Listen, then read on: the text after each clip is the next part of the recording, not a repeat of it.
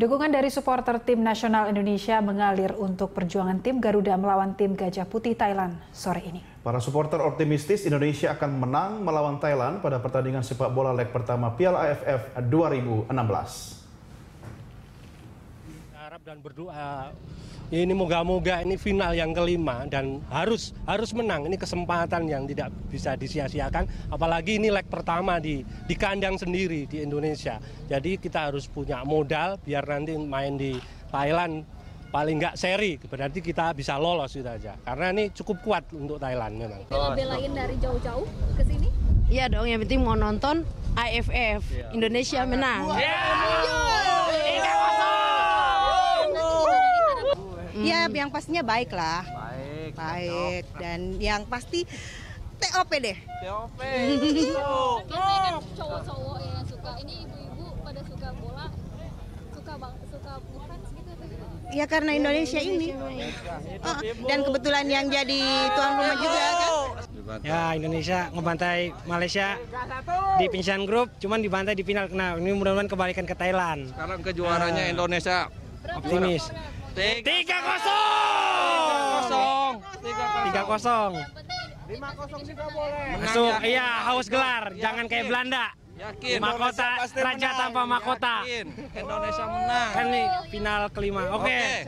Yuk. Garuda di dadaku, Garuda kebanggaanku.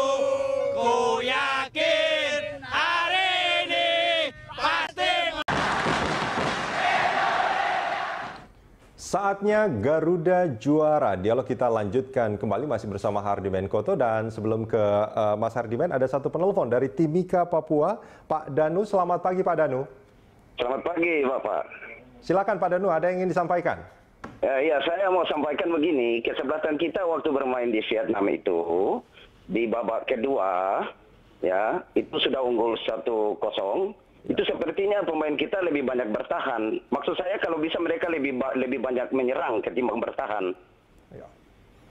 Oke. Halo. Ya, teruskan Pak.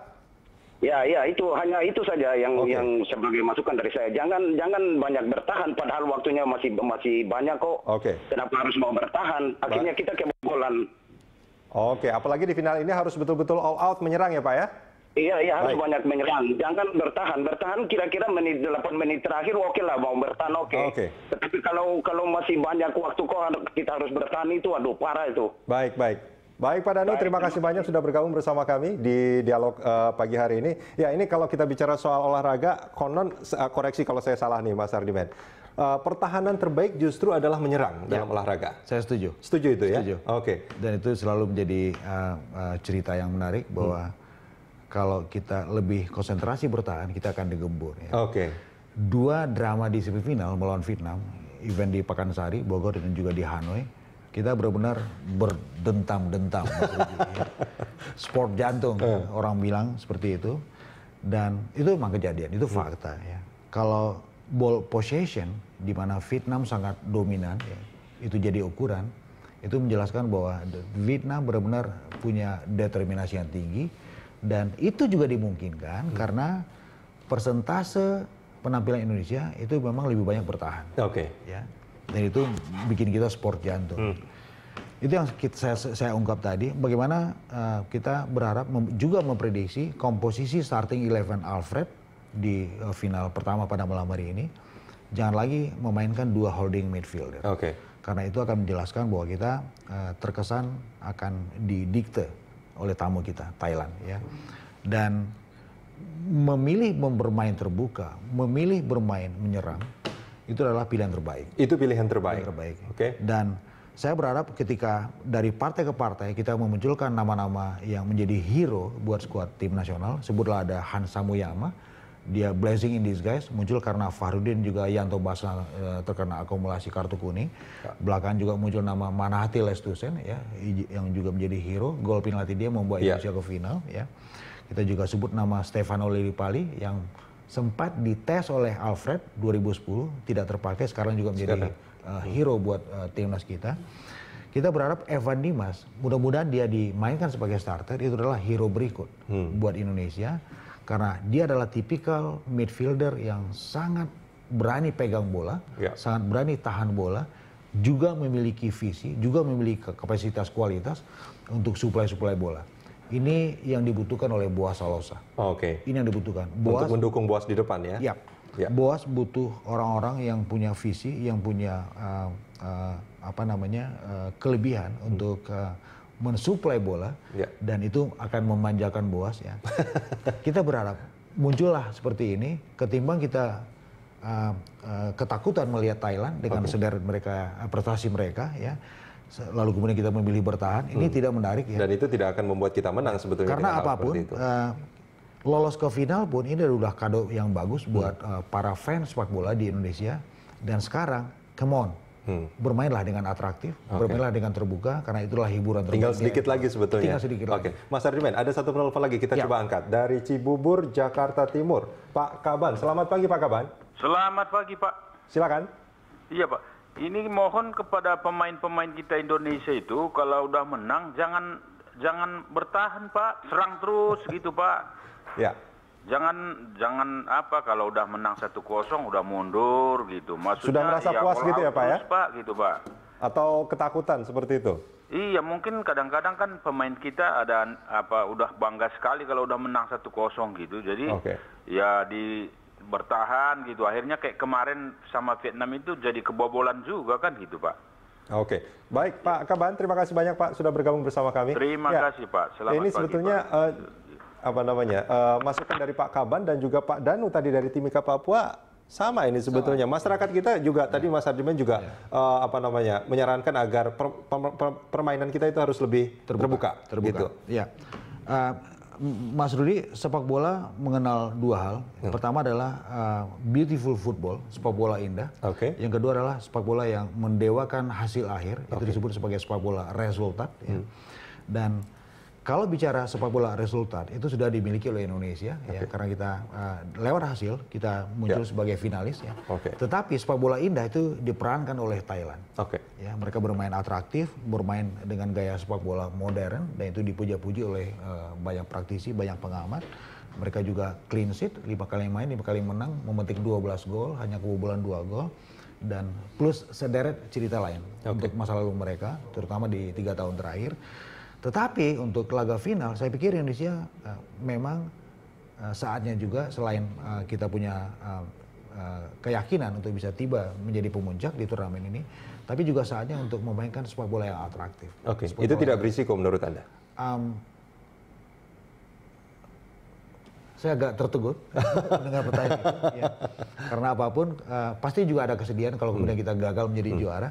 Tetapi ini akan jauh menjadi lebih indah kalau kemudian kita bisa menang melawan Thailand dengan sepak bola agresif, menyerang, dan indah. Dan itu juga pasti akan tetap dapat penghargaan dari masyarakat kita tentunya. Final pun udah appreciate banyak orang. Final pun. Tapi kalau bermain melawan Thailand yang superior, kita bermain terbuka, menyerang, atraktif, orang akan angkat topi. Di Pekansari ini kira-kira akan seperti apa skornya? Mas Rudi, saya bukan beramal. Tetapi feeling saya satu adalah menang. Yang kedua, menangnya tipis. Ya. Tapi saya berharap tidak tipis. Minimal 2 gol. Minimal dengan selisih 2 gol. Karena itu akan menjadi modal yang sangat berharga buat Riedel untuk pertandingan di leg kedua nanti. Dan tentunya harapan kita semua, doa masyarakat Indonesia ini bisa menjadi kekuatan bagi tim Garuda pada saat bertanding nanti. Mas Ardimen, terima kasih banyak sudah bergabung bersama kami. Pemirsa, inilah headline news pukul 1 waktu Indonesia Barat. 4.200 lebih rumah warga di Tuban, Jawa Timur masih terendam banjir luapan Sungai Bengawan Solo. Banjir sudah melanda Tuban selama sepekan terakhir. Pantauan tim Metro TV dari atas perbukitan Kapur di sisi utara aliran Bengawan Solo menunjukkan luasnya banjir. Selama sepekan terakhir, banjir akibat luapan Sungai Bengawan Solo masih merendam 34 desa dari 5 kecamatan di Tuban. Ketinggian air mencapai rata-rata 1 hingga 2 meter. 4 desa diantaranya terisolasi dengan 14.500 lebih jiwa terdampak. Namun demikian, hampir sebagian besar warga masih enggan mengungsi. Sejumlah petugas melakukan patroli keliling menggunakan perahu untuk menjaga keamanan dan menawarkan perahu untuk beraktivitas. Badan Penanggulangan Bencana Daerah BPBD Tuban mencatat banjir tahun ini adalah yang terparah dalam 5 tahun terakhir.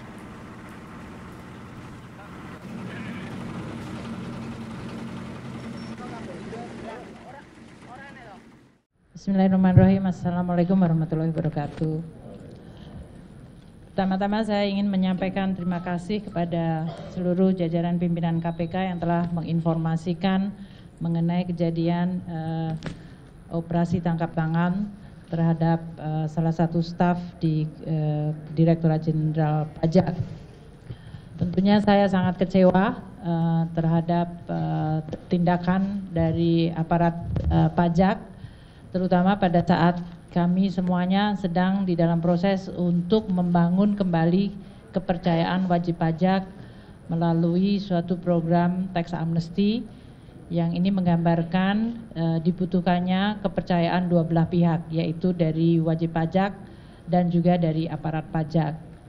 Tindakan yang dilakukan oleh Oknum HS dari Direktorat Jenderal Pajak mencerminkan suatu pengkhianatan terhadap prinsip-prinsip tata kelola yang baik, integritas, dan kejujuran yang selama ini merupakan nilai-nilai yang dianut oleh Kementerian Keuangan dan Direktorat Jenderal Pajak. Jadi ini merupakan suatu tindakan yang mencederai nilai-nilai dan tentu juga mencederai kepercayaan dari koleganya yang lain.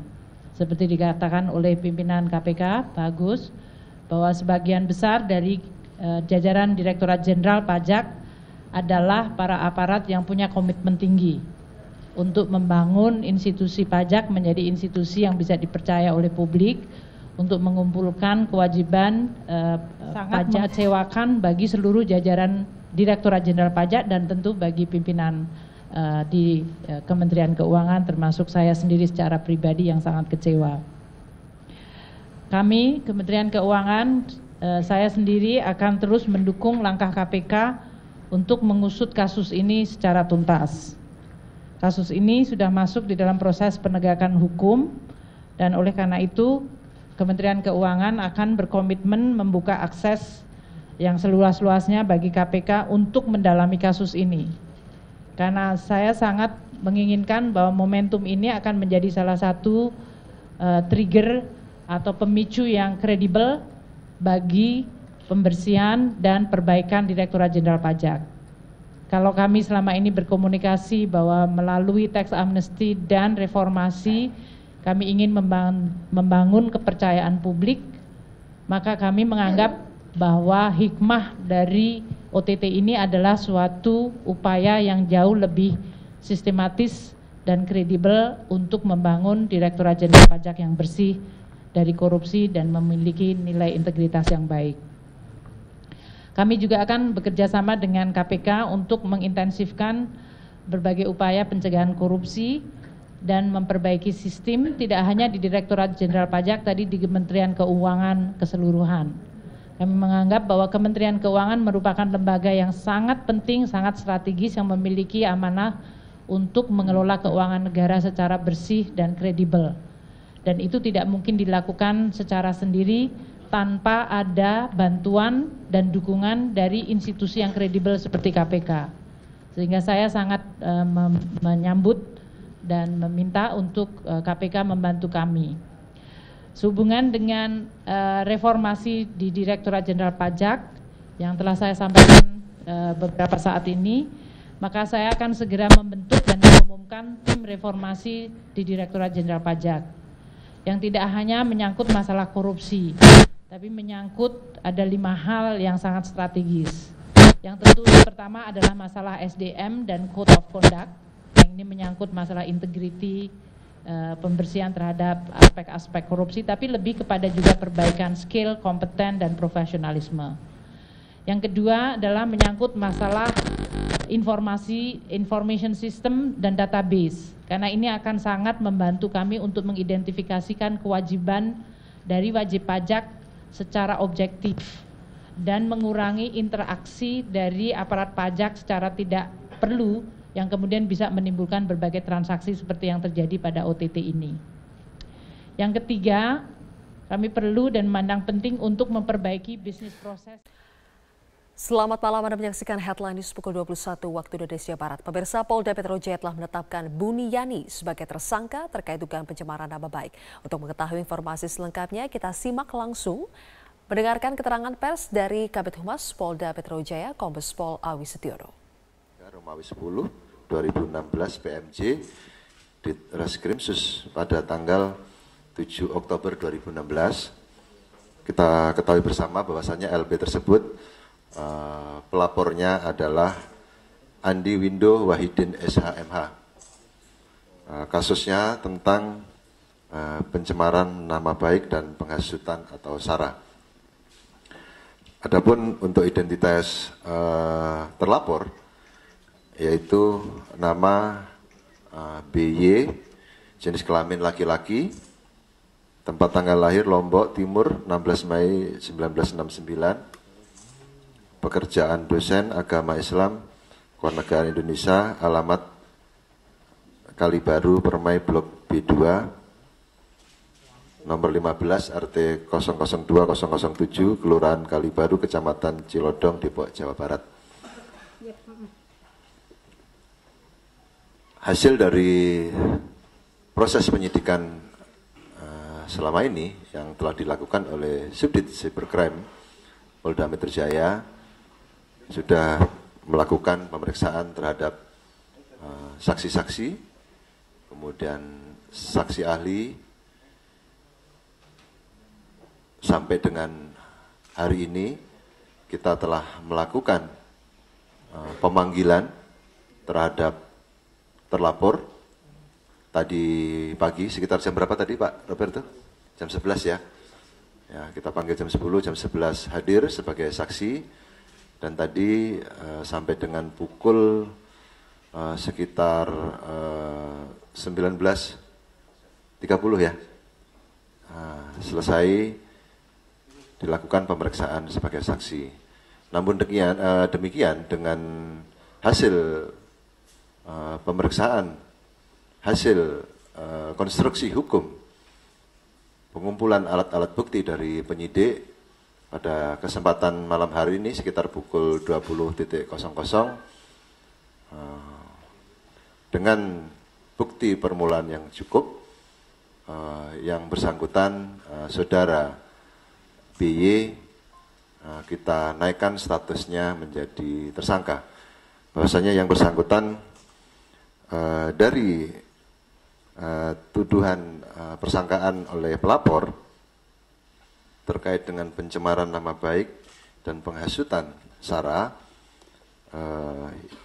yang dapat kita penuhi terkait dengan unsur-unsur perbuatan pidananya, yaitu terkait dengan.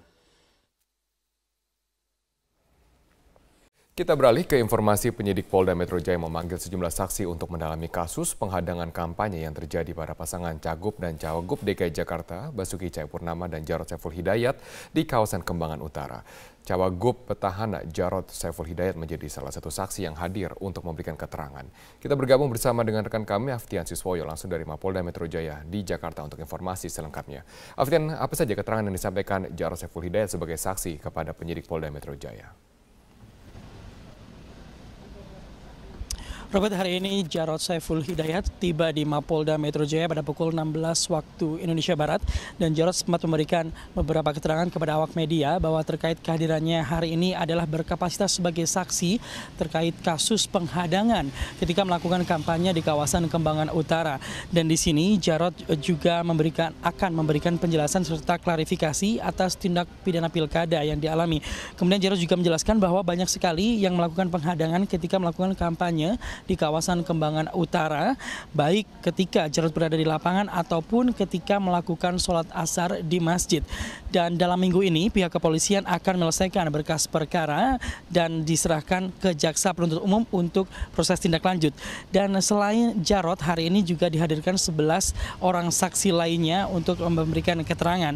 Dan hingga saat ini memang pihak kepolisian masih belum menetapkan tersangka dalam kasus penghadangan yang dilakukan oleh salah satu warga berinisial NS yang disebut sebagai komandan lapangan. Dan tadi setelah kehadiran Jarod, tadi juga hadir dalam pemanggilan hari ini adalah Ketua DPRD DKI Jakarta, Prasetyo Edy, dan di sini Prasetyo Edy mengatakan bahwa mengetahui terkait permasalahan ini, yaitu permasalahan penghadangan ketika melakukan kampanye di kawasan Kembangan Utara. Prasetyo Edy juga meskipun tidak mengikuti kampanye di kawasan Kembangan Utara, namun sebagai ketua tim hari ini datang berkapasitas sebagai saksi. Dan Prasetyo Edy juga menjelaskan bahwa ada beberapa bukti yang dibawa, termasuk yaitu bukti video dan juga beberapa bukti foto. Dan berikut merupakan pernyataan selengkapnya dari Jarod Saiful Hidayat. Terlapornya hanya NS saja yang di Kembangan itu atau ada yang lain? Saya tidak tapi kemungkinan itu kan ada banyak yang menghadang ya. Baik menghadang pada saat di lapangan maupun pada saat saya sudah ke tempatnya Pak Haji Saman dan menunaikan ibadah sholat asar, itu masih Pak, mereka PDIP ikut. sudah menyebut ada keterlibatan tokoh politik di balik penghadangan itu, siapa sebenarnya Pak? Saya nggak ngerti, tanyakan pada penyidik nanti ya. Tugasnya Panwas, tugasnya polisi untuk bisa menyidik. Robert. Baik, terima kasih Aftian Siswoyo atas informasi Anda. Calon Wakil Gubernur DKI Jakarta Jarod Saiful Hidayat mempertanyakan kinerja Badan Pengawas Pemilu atau Bawaslu yang seolah lamban memproses aksi-aksi penghadang kampanye. Peneliti Divisi Hukum Perludem, Fadli Ramadhani, menilai Bawaslu dan polisi harus menindak tegas pelaku yang mengganggu hak konstitusional paslon untuk memberikan efek jerah. Main aja ke PDIP.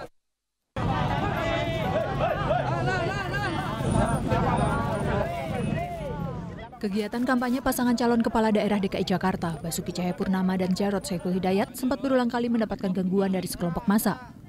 Tercatat telah lebih dari 5 kali pasangan Ahok Jarod dihadang sejak masa kampanye digelar pada 28 Oktober lalu.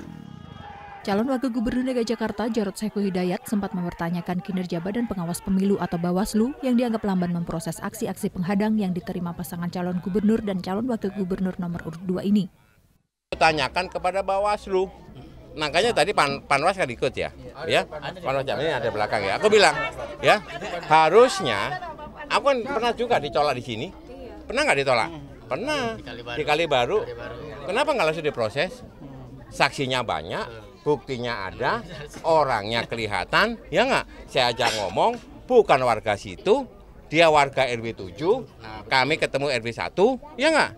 Nah gitu dong.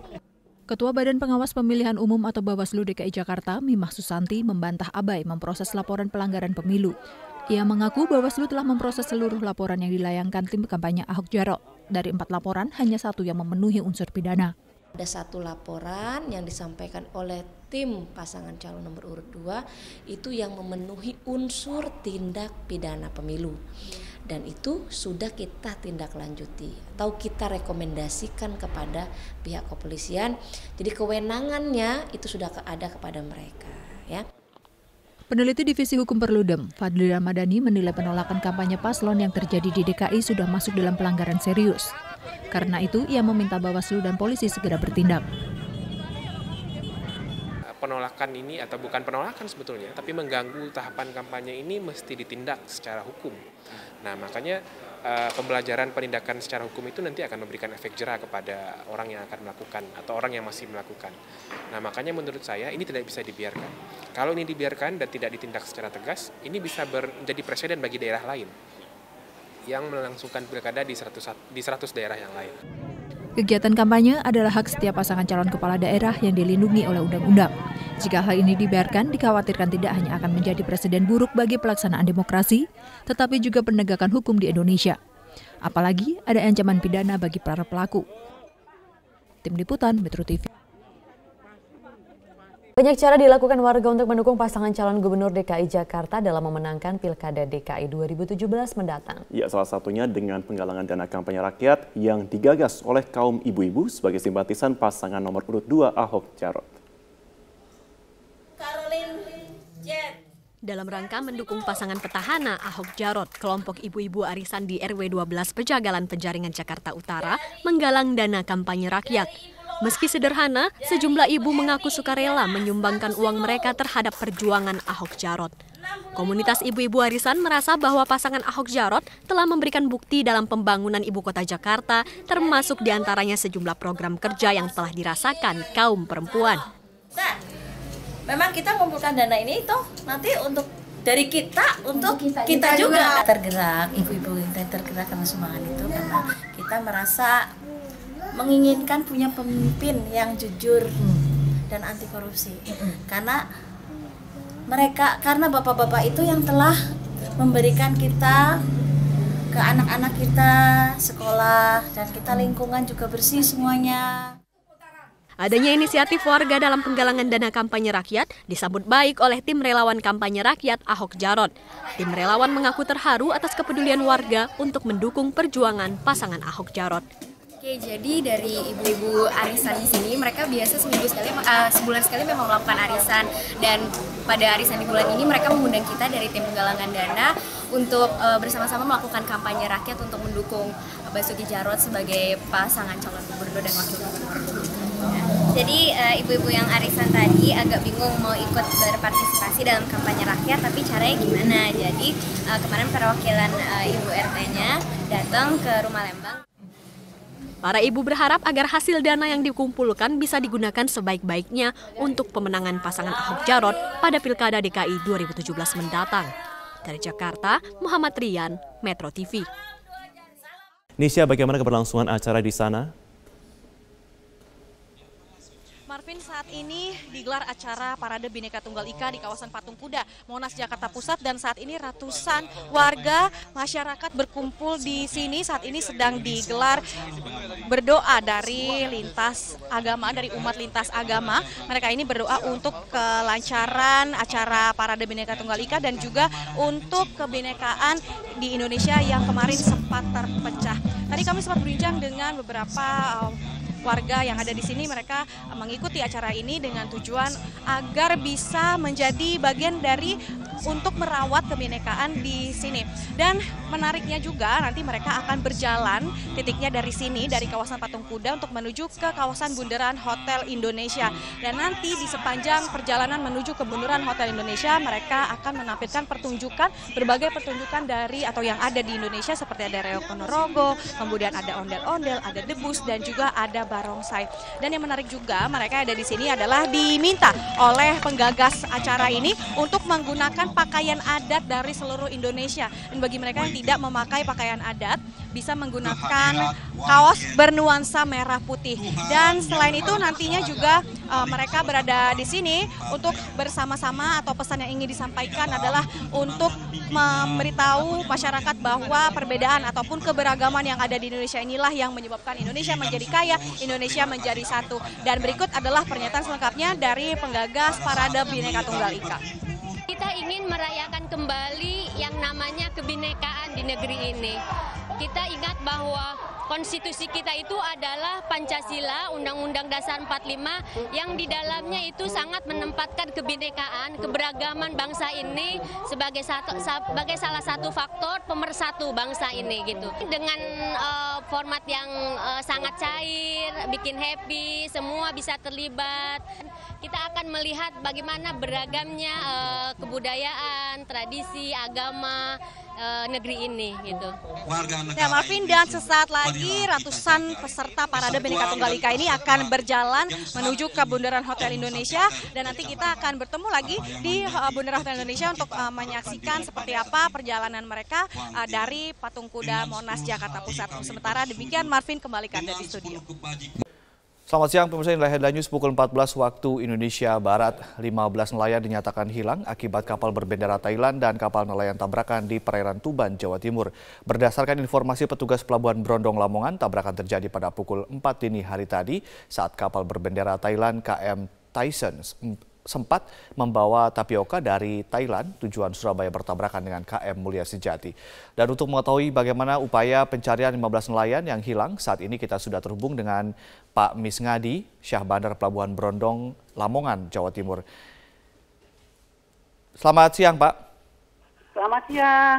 Ya, bagaimanakah upaya atau bagaimanakah kronologis peristiwa ini, Pak? Siap. Kronologi kejadian ini saat pagi sekitar pukul 4 pagi, itu kapal nelayan Mulia Sejati ditabrak MV Tyson 4. Ya.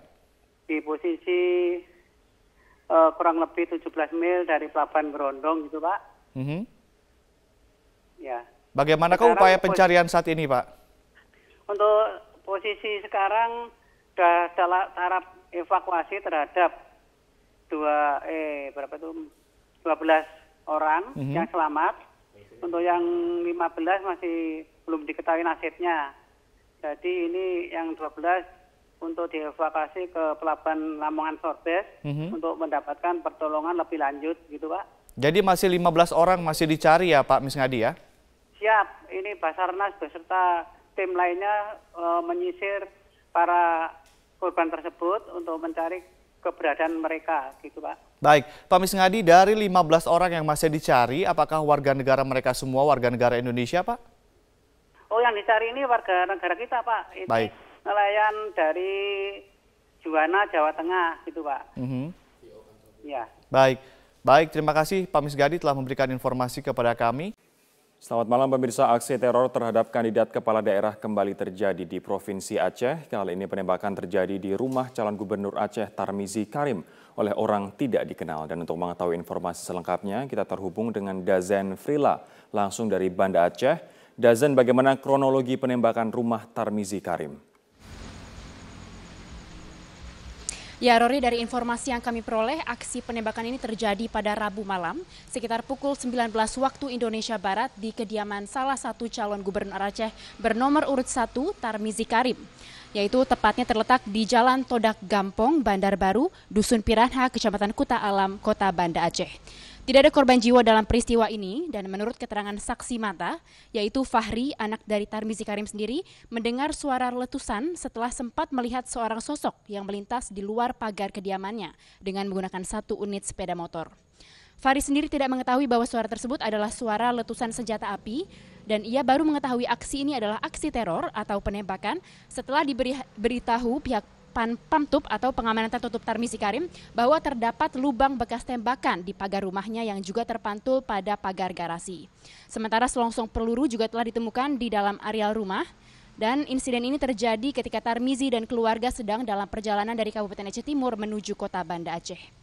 Hingga saat ini pihak kepolisian belum dapat mengungkap motif ataupun pelaku di balik penembakan ini dan saat ini masih melakukan pemeriksaan karena pihak Tarmizi Karim sendiri baru menyampaikan laporan kasus ini pada sore hari tadi, Rory. Sementara olah TKP akan segera dilakukan dalam waktu dekat. Dan menanggapi insiden ini, Tarmizi Karim sendiri yang maju dalam Pilgub Aceh melalui jalur independen mengatakan aksi penembakan ini merupakan bentuk teror yang telah mengganggu kedamaian pilkada, namun pihaknya tetap menghimbau kepada seluruh tim sukses dan para pendukung untuk tetap tenang dan tidak terprovokasi oleh kejadian ini. Berikut kita dengarkan salah satu petikan wawancara kami dengan calon gubernur Aceh Tarmizi Karim. Sebetulnya seperti tadi kita sudah kumpul juga dengan tim kita, tim sukses di dalam pilkada ini. Saya memintakan kepada mereka agar sabar tenang oleh karena ini sudah ditangani oleh polisi dengan bagus sekali sejak awal tadi pagi. Dan sebetulnya ini kan bertentangan dengan semangat pilkada damai. Itu yang baru seminggu yang lalu kita sudah kumpul di Mapolda di bawah koordinasi Pak Kapolda dan pengarahan Bapak Gubernur. Yang semangat kita kan spirit kedamaian ini. Tapi kalau ada kejadian-kejadian seperti ini, maka itu akan bertolak belakang sekali dengan semangat pilkada yang damai, aman, sejahtera. Untuk sementara demikian yang dapat kami sampaikan dari Banda Aceh, kembali ke Anda Rory di studio. Pemirsa, kita bergabung dengan Stella Now dari Istana Merdeka. Stella, ini adalah pertemuan yang kedua antara kedua tokoh dalam sebulan terakhir ini. Sebenarnya apa yang ingin disampaikan oleh kedua tokoh ini yang pernah menjadi rival dalam Pilpres 2014 lalu?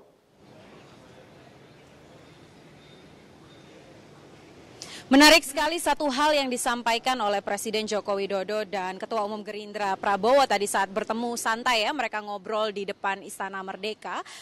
Satu hal yang ingin ditekankan adalah bagaimana dalam menjaga perdamaian dan juga kesatuan NKRI ini itu tidak hanya saja Presiden yang bisa berperan, tetapi juga semua tokoh bangsa juga bisa ikut turut memerankan peran penting untuk menekankan kepada masyarakat Indonesia bahwa NKRI adalah harga mati. Dan ini kalau kita ambil istilah uniknya ya, tadi sempat disinggung juga oleh Prabowo ini adalah kunjungan nasi goreng berbalas ikan bakar. Artinya kemarin pada akhir Oktober ketika Presiden Joko Widodo berkunjung ke Hambalang itu disediakan nasi goreng, namun ketika Ketua Umum Gerindra Prabowo hadir di sana kali ini dihadirkan ikan bakar. Seperti itulah suasana hangat dan juga akrab yang digambarkan oleh mantan rival antara Presiden Joko Widodo dan juga Ketua Umum Gerindra Prabowo. Selain itu juga tadi Presiden Joko Widodo menyampaikan bahwa sayang sekali kalau hanya perbedaan politik, kalau hanya perbedaan pandangan dalam sebuah tatanan menjalankan pemerintahan itu menjadi pengganggu dan kemudian merugikan masyarakat, menjadi halangan bagi kita untuk membangun bangsa Indonesia. Karena kalau kita lihat pada tanggal demo 4 November kemarin, sebenarnya safari-safari politik seperti ini itu sudah dilakukan oleh Presiden Joko Widodo, tidak hanya kepada partai, tapi juga di kalangan pemuka agama, dan juga banyak diskusi-diskusi yang juga sudah dilakukan oleh Presiden Joko Widodo. Namun menarik kita ikuti langsung bagaimana pernyataan Presiden ini untuk menekankan bahwa NKRI adalah harga mati. Berikut pernyataan Presiden Joko Widodo.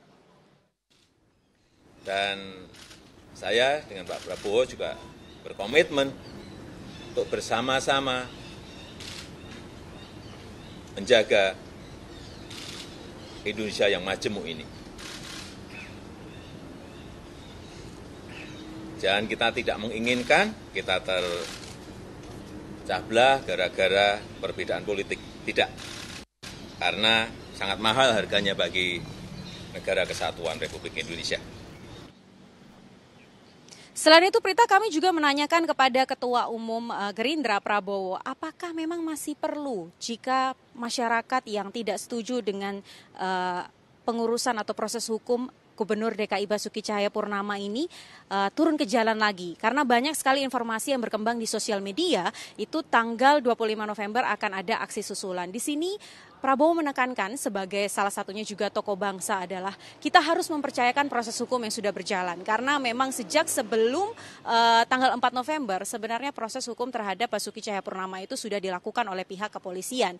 Jadi ketika kemarin sudah digelar perkaranya, sudah jelas status hukumnya, tentunya kita harus menunggu lebih lanjut apakah kepolisian akan bekerja secara profesional atau tidak, itu yang harus diawasi. Sehingga tidak perlu lagi ada aksi turun ke jalan yang kemudian berujung gaduh ataupun ricuh. Seperti apa pernyataannya, kita ikuti langsung pernyataan Ketua Umum Gerindra Prabowo. Tidak akan malu-malu dan segan, saya akan selalu menganjurkan kesejukan. Jadi bukan menghadapi 25, Pak. Setiap saat saya akan menganjurkan selalu untuk kita tidak usah gaduh, jangan gontoan, jangan tegang. Kesimpulan yang disampaikan oleh pertemuan Presiden Joko Widodo dan Ketua Umum Gerindra Prabowo hari ini adalah satu, Prita. Artinya negara kita adalah negara demokrasi. Siapapun yang turun ke jalan, siapapun yang menyuarakan pendapatnya harus dihormati, tetapi tetap yang harus dijalankan untuk menyelesaikan semua permasalahan ini adalah hukum. Prita.